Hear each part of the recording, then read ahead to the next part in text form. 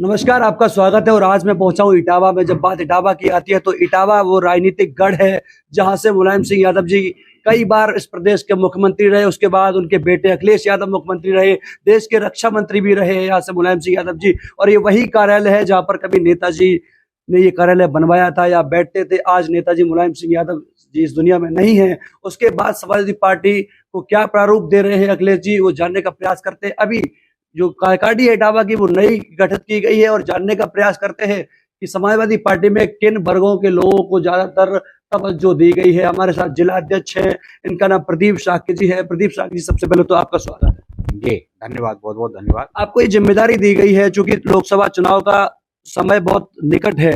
हो सकता है कि जनवरी के अंतिम समय तक आचार संहिता लागू हो जाए। विधानसभा 2022 के चुनाव में समाजवादी पार्टी ने विधानसभा आपके सदर से साक्य प्रत्याशी को उतारा था। उसके बाद आपको जिम्मेदारी दी जा रही है। कहीं ना कहीं नहीं लगता कि जातीय समीकरण को साधने में लग गई समाजवादी पार्टी? देखिए, समाजवादी पार्टी हमेशा से शाक्यों को सम्मान देती रही और इसका उदाहरण देख लीजिए। सबसे पहले राम सिंह शाक्य को सांसद, कई बार सांसद बनाया, जिला पंचायत का अध्यक्ष बनाया। फिर उसके बाद रघुराज सिंह शाक्य को सांसद बनाया, विधायक बनाया, जिला पंचायत सदस्य बनाया। और फिर देखिए सर्वेश शाक्य को चुनाव लड़ाया, हमें अध्यक्ष बनाया। मुझे खुशी इस बात की है, कष्ट इस बात का नेताजी नहीं है, नेताजी का मुझे प्रतिनिधि भी बनाया। तो समाजवादी पार्टी आज कोई नई नहीं सम्मान दे रही शाक्यों को। जब से समाजवादी पार्टी का उदय है, शाक्यों को हमेशा सम्मान देती आ रही। नेताजी आज इस दुनिया में नहीं है, कैसे देखते हैं उस दौर को? उस दौर में भी आपने काम किया नेताजी के साथ और आज अखिलेश जी का दौर है। कैसे देखते हैं दोनों दौर में कितना अंतर है? देखिए, नेताजी का दौर था, नेताजी ने संघर्ष किया है और संघर्ष के बल पे इस पार्टी को बनाया है। बात जहाँ तक कि राष्ट्रीय अध्यक्ष हमारे अखिलेश यादव जी के, तो वो भी संघर्ष में कतई नहीं, वो भी संघर्षशील नेता है और लगातार जनता के बीच जाते रहे। जिला अध्यक्ष जी, मैं आपसे ये भी जानना चाहूंगा कि जब बात इटावा की आती है, इटावा गढ़ कहा जाता है समाजवादी पार्टी का। और चूंकि जब ध्यान में अपना आकर्षित करता हूं तो यहाँ पर जो आपका सांसद है वो भी भाजपा का है, विधायक है वो भी भाजपा की है। फिर कहीं ना कहीं गढ़ आपका ढह नहीं गया? देखिए, कहीं ना कहीं कमियां हो गई थी। हम लोगों के बीच में हमारी सरकार ने जो विकास कराए थे, हम लोगों के सामने ठीक से नहीं पहुंचा सके। और सच्चाई यह है कि आज सरकार में और हमारी समाजवादी पार्टी की सरकार में, राष्ट्रीय अध्यक्ष अखिलेश यादव की सरकार में, आप तुलना कर लीजिए। इटावा में आज जितना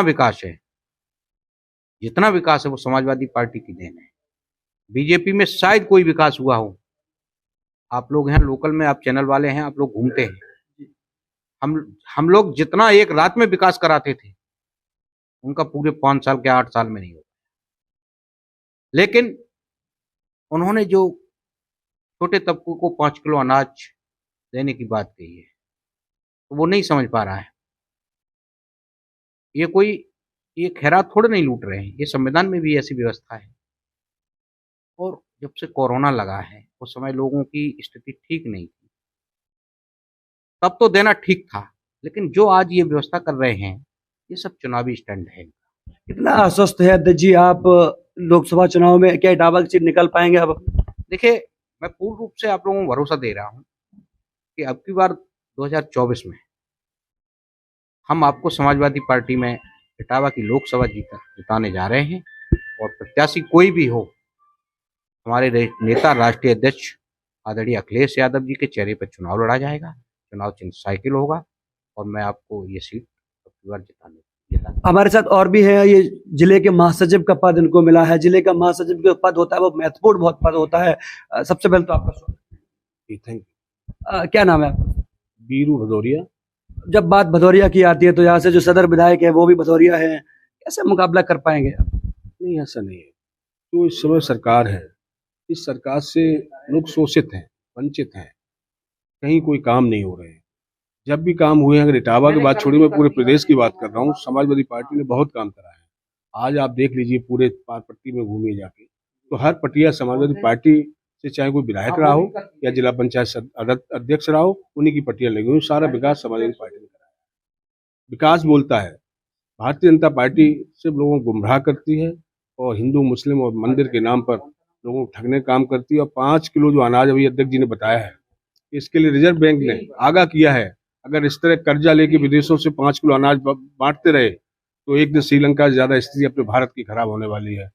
ये उन्होंने आगाह कर रखा है। लेकिन ये सिर्फ वोट के खातिर और सरकार बनाने के खातिर इस देश को कर्ज में डुबाते चले जा रहे हैं। ये भारतीय जनता पार्टी का स्टैंड है। क्या रणनीति रहेगी 2024 में, कैसे निपट पाएंगे भाजपा से? हम अपने बूथ से लेकर सेक्टर तक सारे कार्यकर्ताओं को मजबूत करने जा रहे हैं, उनको सक्रिय करने जा रहे हैं। नई हमारी जो गठन हुआ है, पार्टी का गठन हुआ जिले का, ये बहुत अच्छा गठन हुआ है।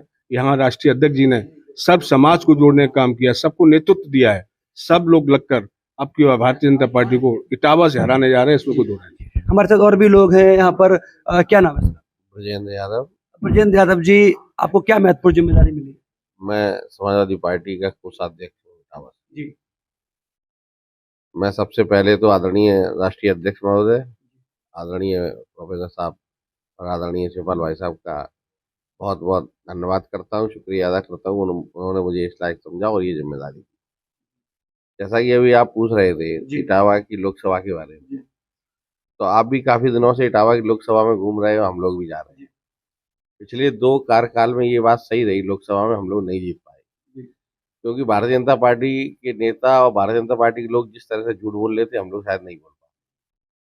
लेकिन अब इटावा की जनता ने ये मन बना लिया है कि इटावा के लोगों ने माननीय नेताजी का कार्यकाल देखा, माननीय अखिलेश जी का कार्यकाल देखा है। जो भी विकास कार्य हुए हैं, इटावा पूरी लोकसभा की बात कर रहा हूँ, हर गली की बात हो चाहे चौराहे की बात हो, पत्थर सिर्फ और सिर्फ समाजवादी पार्टी का लगा। अब इटावा की जनता ने फिर मन बना लिया है। कौन से मुद्दे लेकर आप चल रहे हैं 2024? समाजवादी पार्टी हमेशा विकास के मुद्दे पर चुनाव लड़ती रही है, चुनाव लड़ेगी। हम लोग कभी जात पात, कभी धर्म के ऊपर भेदभाव पे कभी चुनाव नहीं लड़ते। माननीय नेताजी ने भी सभी जातियों को लेके चले। माननीय अखिलेश जी, नेताजी आज इस दुनिया में नहीं है, कितनी कमी महसूस? नेताजी की कमी कभी पूरी नहीं की जा सकती, लेकिन हाँ, नेताजी को याद करके उनके बताए हुए रास्ते पर चल के माननीय अखिलेश जी के नेतृत्व में हम लोग उनके की कमी को दूर करने की कोशिश कर सकते हैं, लेकिन उनकी कमी तो कभी पूरी नहीं की जा सकती। कितनी सीटें सर आप जीतेंगे 2024 में?